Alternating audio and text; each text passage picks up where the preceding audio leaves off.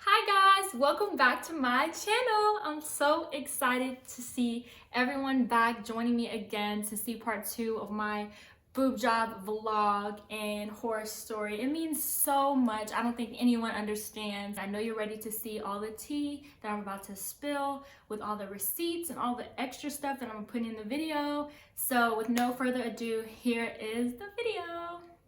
So, disclaimer, I'm gonna look toe up from the flow up this entire video. So I had to make sure I looked a little decent right here so y'all know I don't look like that all the time. Like Chris Brown says, please do not judge me because I will not judge you, because I was going through it. I was on my deathbed. So that's just my disclaimer. Start the video. So the story begins with me taking the steri strips off. They're supposed to fall off, but mine didn't. They were getting all dirty and stuff. So I called the office and made sure that it was okay that I took them off.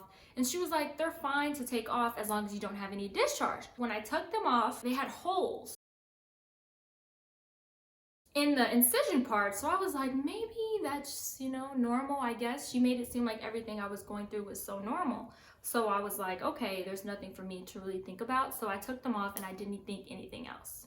1 week later. Hi guys, so I know I haven't been vlogging as frequently as I wish I would have, but I just wanted to update you guys. I mean, obviously you can see that I'm in a hospital. I would say about a week post-op, I started experiencing like burning, shooting pains, and like stabbing, fiery, very, very swollen and like lumpy.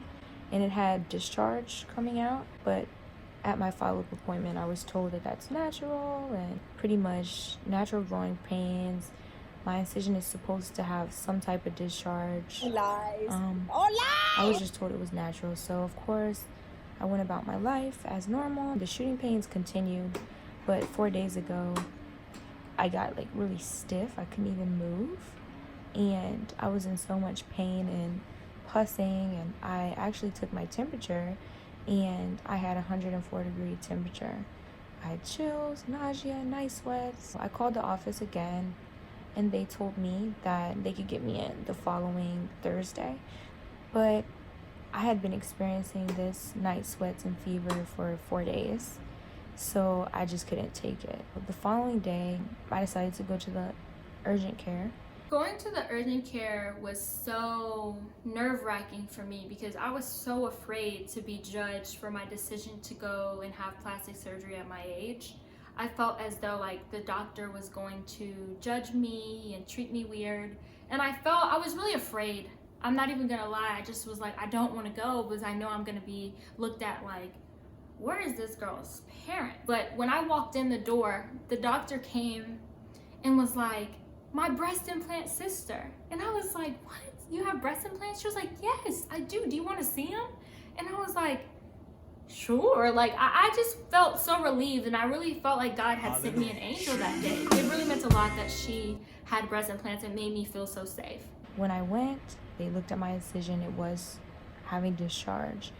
And when I got my blood tested, my white blood cell count was at 17,000 when it was supposed to be at 5 to 10,000.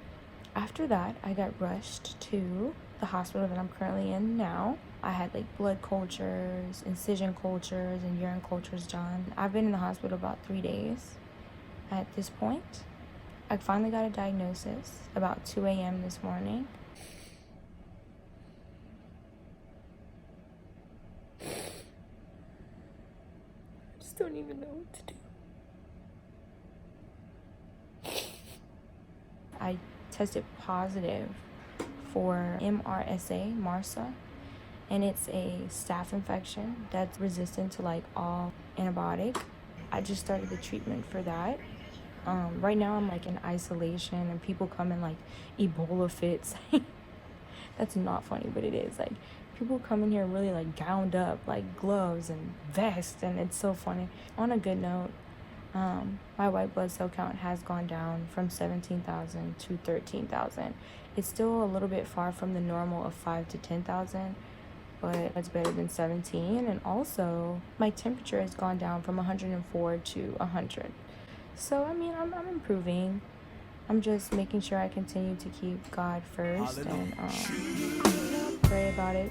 because if the infection continues to be resistant, I likely will have to get my breast implants removed, and I honestly have only had them for 2 weeks. When you have an infection in a breast implant, since it's already a foreign object in your body, it immediately needs to come out. But I really did not feel as though I should just give up that fast. Like, I'd already fought through it for a few days. I did not feel as though I should give up this fast. I know that's crazy, and I'm like, look, I invested too much money. You know, I can't give up this fast. I've come too far from where I started from, amen? Hallelujah. So I was like, I cannot give up this fast. Like, I'm gonna have to fight. Oh, I look terrible, but I just wanted to give you guys a little update from this morning. Tomorrow, I have an ultrasound to see if whether or not the MRSA is at the surface, I guess, of my skin, or it's the incision, or if it's deep within the pocket. I believe if it's only at the incision level, it can be treated and the implant can be salvaged. But if it is deep within the pocket, they will have to be explanted, which is really not the way I wanted to handle the situation. I guess we'll just have to see. This is like not the way that I wanted my vlog to turn out or anything, but I don't know. Got me eating the gourmet meals, 5-star restaurants. I hope y'all know I am kidding. I haven't ate one of these since I've been here. So I just wanted to give a shout out to one of my good friends that were here with me throughout this entire process. Her name is Deandra. She's like literally my lifesaver. I'm forever indebted to her. Oh, I don't want to cry. Oh my gosh. I don't want to cry. I think you don't realize you have tissue.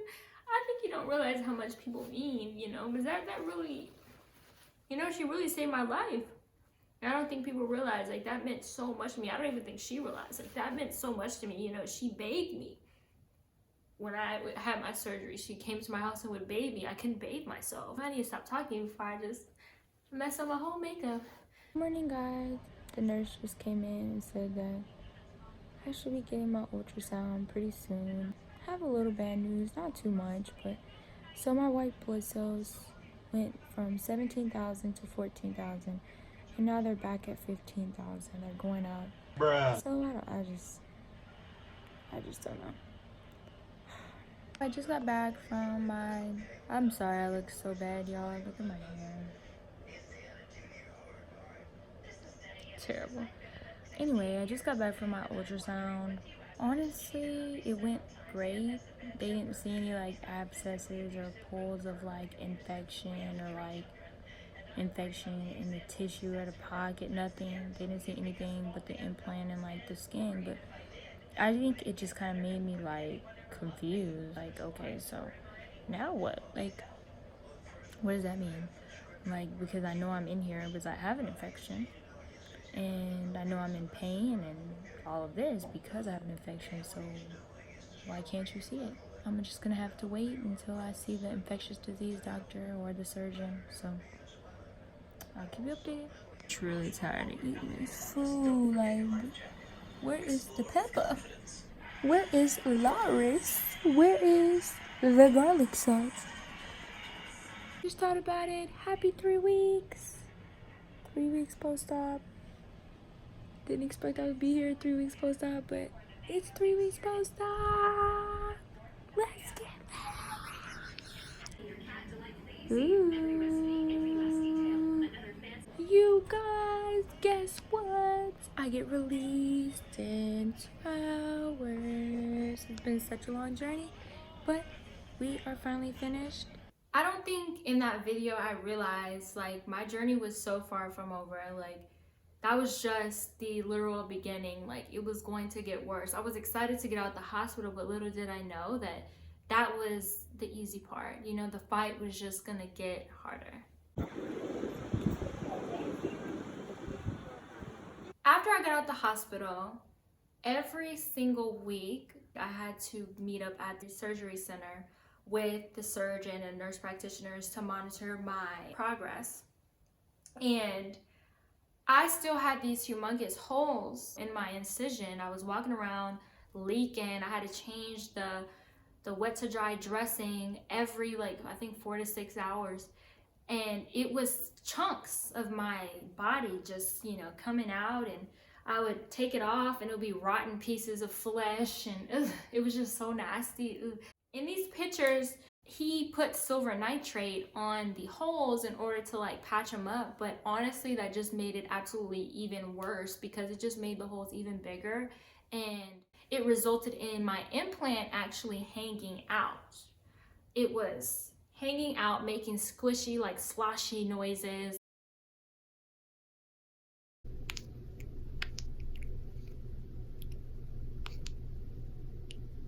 It was just really disgusting. It sounded like, what is that stuff called? Slime? When you push it in there in that little cup. What is that stuff called? Do you know what that stuff is called? It's like this little container, and it's like that sticky stuff. What is that stuff called? So hey guys, I just left the doctor's appointment. It just really took a turn for the worst.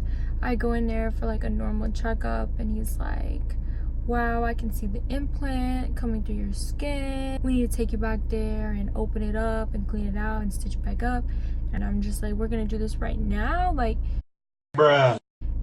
And he's like, yeah, like, here's your stuff. I had to sign the consent. So I had local anesthesia in the incisions, and I was pretty much awake the entire time. He just pretty much opened it up, cut out the dead skin, put antibiotic solution or fluid, I don't know, he irrigated the pocket out and then closed it back up. I mean, it was really like traumatic, like to hear that type of stuff go on, and like you can feel the pressure. I could, feel him pulling the stitches tighter.